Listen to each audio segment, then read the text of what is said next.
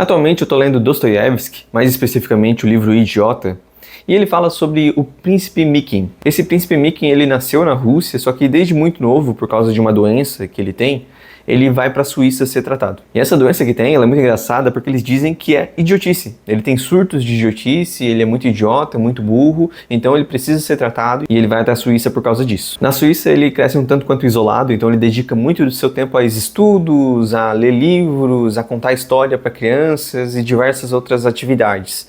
Então mais uma questão acadêmica, uma questão de estudo que ele vai fazendo isso na Suíça, até que ele diz que é curado, que ele está melhor, pelo menos hoje em dia, não tem tantos esses surtos de idiotices, e ele decide, então, voltar à Rússia. Então ele vai a São Petersburgo visitar outra princesa que tem o mesmo sobrenome que ele, Mikin, que ela achava que era a última de sua linhagem, mas na verdade o príncipe Mikin, que é o personagem principal da história, sabe da existência dela e vai contar essas notícias para ela. Bom, essa é mais ou menos a introdução do livro, as primeiras 100 páginas dele. Mas por que o tema O Idiota, né? Por que o nome do livro é O Idiota? Se é uma pessoa que estudou tanto, aprendeu tanto na Suíça, contar histórias, ler livros, ele é muito eloquente quando ele está falando também, ele é muito convincente, assim, tem um raciocínio lógico muito bom. Até quando ele vai contar histórias para generá-la ali, a princesa que carrega o nome Mikin também, e as suas filhas, pô, elas ficam impressionadas com o jeito que ele fala, com o jeito que ele conta histórias, que desenvolve argumentos. Então tudo isso faz ele parecer muito inteligente. Só que ao mesmo tempo, ele se diz idiota, ele diz que tem esses surtos de idiotice. Até o próprio general, que é esposo da princesa, ele apresenta ele para elas como uma pessoa muito ingênua, muito idiota. E nessa palavra ingênua é onde começa a surgir o questionamento do livro. Porque Mikin, sim, ele é muito inteligente, sim, ele é muito estudado, e não é por isso que ele é idiota, ou que ele às vezes é identificado como idiota no livro.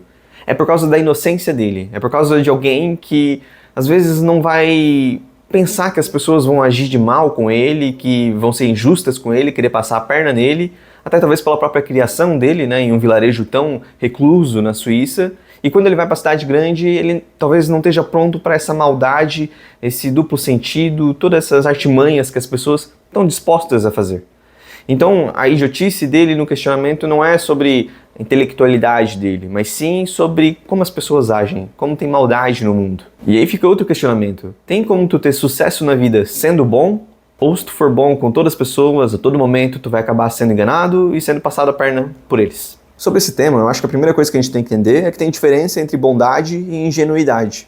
A gente pode ser bom por uma questão de virtude, a gente quer ser misericordioso, generoso, bondoso, justo com as outras pessoas, ou a gente pode acabar achando que está fazendo algo bom, achando que está ajudando aquela pessoa, mas por uma questão de ingenuidade, porque a gente não veja a malícia na outra pessoa. Então, até essa questão da justiça, eu acho interessante a gente trazer, porque às vezes a gente pode, eu não quero punir aquela pessoa. Por exemplo, assim, alguém roubou alguma coisa e eu vou prender aquela pessoa, eu vou dar uma punição para aquela pessoa. Eu estou sendo maldoso a fazer isso com aquela pessoa? Claro que justiça não tem uma definição que é um consenso filosófico, mas tu falar que tu vai dar uma punição para quem roubou alguma coisa, muitas poucas pessoas vão defender que tu está sendo maldoso, tu está agindo de má fé com aquela pessoa. Simplesmente tu está aplicando a justiça. Então eu acredito que é pra gente ser bondoso, mas ao mesmo tempo a gente pode ser justo. Não quer dizer que a gente não vai fazer mal, não quer dizer que a gente não vai fazer punições. Então eu acho que isso já joga um pouquinho a favor do argumento que a gente pode ser bondoso na sociedade atual, sem a todo momento as pessoas tirarem vantagem de ti, te passar a perna, porque tem malícia no jogo deles. Eles roubam, mentem, fazem o que for preciso pra ganhar de ti nesse jogo. E quando a gente fala da ingenuidade de Mikin na sociedade russa, eu acredito que não seja uma falta de intelecto dele, de uma capacidade de compreender isso, mas sim a própria ignorância. A inocência como a ignorância, de tu não saber, de tu não conhecer que as pessoas vão agir daquela forma. Sobre isso tem uma frase que é atribuída a C.S. Lewis, que ele fala: ser inocente é não conhecer o mal. Ser virtuoso é conhecer o mal e mesmo assim escolher fazer o bem. Então o que a gente pode tirar da frase é que quando a gente é inocente e a gente faz algo bom, a gente faz algo certo, pode ser louvável, porque a gente fez aquela boa ação.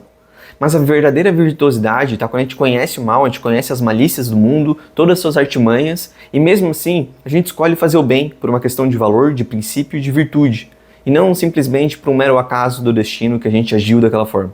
evidente, é claro, que a gente não vai conseguir manter essa virtuosidade ao longo de toda a nossa vida. Simplesmente isso é um ideal, algo, como diria Platão, no mundo das ideias, que a gente pode tentar buscar ele, mas nunca alcançar aqui no nosso mundo. Então talvez o valor da virtude esteja a gente em tentar alcançá-la, apesar das falhas que a gente vai cometer ao longo dessa jornada. E sobre a inocência, eu acredito que ela seja defensável, justificável até a gente ter o conhecimento disso. A partir do momento que tu reconhece, que tu aprende que essas ações são imorais, antiéticas, e tu continua fazendo elas, já começa a se tornar um desvio de caráter. Outra questão que eu vejo aqui também é a astúcia. Então a gente mentir, a gente manipular algo estrategicamente para tentar defender um objetivo, tentar defender um princípio. Então isso seria justo, isso seria certo, por exemplo, de tu mentir por causa de algo bom que tu quer que aconteça? Eu acho que isso vira aquele velho clichê de os meios não justificam os fins. Então a gente pode mentir, a gente pode manipular, a gente pode fazer todas essas artimanhas, mas quando a gente analisa a ação em si, ela continua errada, por mais que seja por um objetivo nobre. Acredito que quando a gente estiver numa situação de algum conflito intenso, se a gente apela à verdade, apela realmente ao que a gente acredita, nossos princípios. Por exemplo, se a gente pensar na história de Jesus, e quando Jesus está no meio do deserto, sem nada, e o diabo fica tentando ele a fazer o pão, a fazer o vinho, a fazer todas essas coisas. E ele não responde xingando o diabo ou fazendo as vontades dele. Não, ele responde tudo o diabo com a verdade da Bíblia, que é a verdade para ele, a palavra de Deus. Então ele sempre apela à verdade dele, os princípios dele, os valores dele. E isso tem muita força e muito significado. Mas claro que esse vídeo poderia ficar apenas esbravejando aqui virtude, falando que a gente tem que seguir esses valores, mas não entender também a complexidade da vida e de diversos outros temas. Porque, por exemplo, assim, quando a gente está falando de uma guerra, então, a gente vai, por exemplo, voltar a Sun Tzu e falar que, a gente precisa ter espionagem, a gente precisa manipular as pessoas, manipular as informações, que seria mentir, então. E todas essas coisas são fundamentais para te vencer uma guerra. Tu controlar o que sai na mídia, tu contar a tua versão dos fatos, tu ter espiões, roubar informações. Todas essas questões, isoladamente, são consideradas imorais, antiéticas, e provavelmente se tu abdicar de fazer isso numa guerra por causa dos seus valores, por causa dos seus princípios, tu vai estar numa desvantagem que provavelmente vai impossibilitar que tu vença essa batalha. Então a gente não deveria fazer isso, a gente não deveria espionar numa guerra, mentir numa guerra, manipular as pessoas. Eu acho que a gente até poderia, por exemplo, tentar justificar isso como uma questão de legítima defesa. Então, se tu é a pessoa que está se defendendo, por exemplo, em uma guerra, ora, eu estou manipulando as pessoas, eu estou mentindo ou espionando, mas por causa que eu preciso defender o meu território. Eles invadiram aqui e se eu não fizer isso, eu vou acabar perdendo. Então, eu estou me defendendo, eu estou sendo justo porque eu estou em legítima defesa. Eu acho que seria um argumento e a gente poderia seguir nisso. Mas quando a gente fala de ser virtuoso, seguir esse código de moral e ética que a gente estabelece para todas as nossas ações na vida, inclusive para governos, para empresas, para qualquer outra questão, né, qualquer relacionamento, eu acho que tem muita complexidade e às vezes, se a gente seguir estritamente esse código de ética moral, a gente vai ter desvantagens. E aqui eu recorro a outro livro, a outro autor, que é Platão, que no livro A República ele defende o que é justiça, o que é injustiça e ele explica isso. Em um dos primeiros debates que ele tem com um sofista, ele fala que vale a pena ser injusto. Que às vezes se tu não for pego, se tu não for visto, vale a pena ser injusto porque a ação em si foi executada, tu não teve nenhuma consequência e tu teve um ganho. Então vale a pena.